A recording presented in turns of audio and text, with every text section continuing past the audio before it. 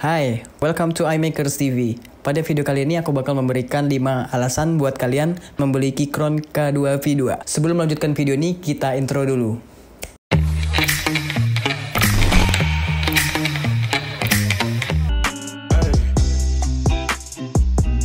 Hal yang menarik perhatian aku pada Keychron yang satu ini yaitu desainnya, karena desainnya itu cocok banget loh dipajangin di meja kerja kalian. Terlihat sangat minimalis, bahkan hemat tempat. Pada keyboard Keychron K2V2 ini, di bagian bawahnya kita bisa membuka kakinya menjadi 2 step, yang berfungsi membuat kenyamanan pergelangan tangan, sehingga keyboard ini didesain sangat tinggi, dan jika kamu punya budget lebih, juga bisa menggunakan palm rest, sekaligus menambahkan estetika meja kerjamu.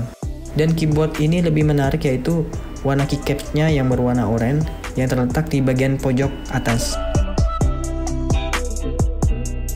Keyboard Keychron K2V2 ini menariknya bisa digunakan mode konektivitas wireless atau kabel. Keychron punya aku ini yaitu white backlight. Di situ kita juga bisa menggunakan 15 skema lampu sesuai selera kalian. Namun secara pribadi aku juga jarang menggunakan skema lampu atau menghidupkan backlight tersebut. Ya, berhubung juga bisa menghemat konsumsi baterainya up to 73 harian. Tapi kembali lagi itu sesuai selera kalian.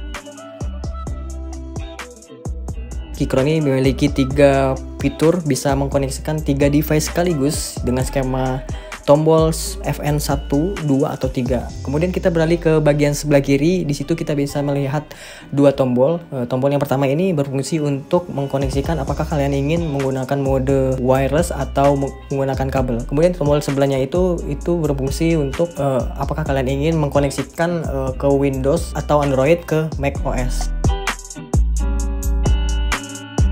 Keyboard ini untuk waktu pengecasannya sendiri dari baterai low ke full itu memakan waktu 3 jam aja. Kalau dilihat dari build quality-nya itu sudah lumayan oke sih.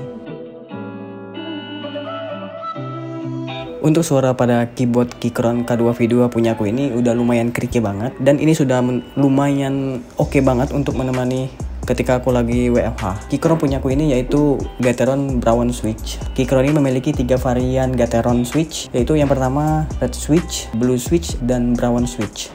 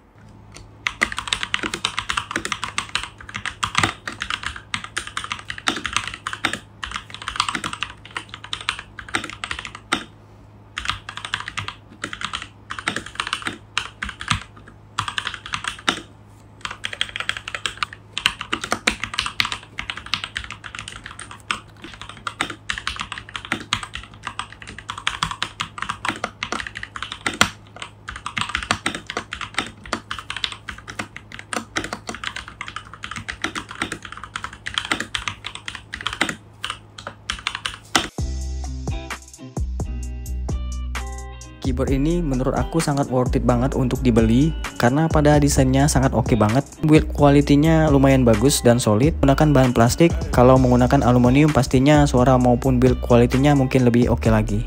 Oke, sekian dulu untuk video kali ini. Jangan lupa subscribe channel ini kalau tidak ingin ketinggalan informasi yang menarik, dan sampai ketemu lagi di video selanjutnya. Until next time.